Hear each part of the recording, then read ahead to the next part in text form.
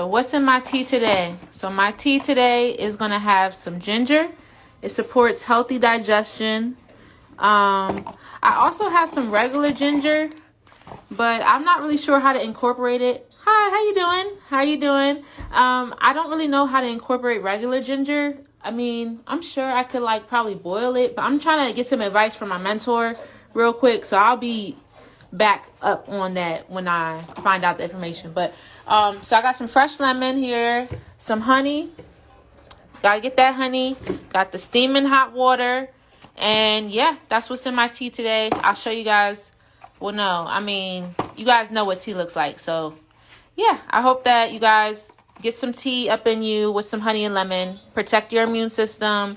Another thing I can recommend is some cayenne pepper. Because that helps like detoxify your body. So I hope that tip helped you today, and I'll see you guys in the next video. Bye.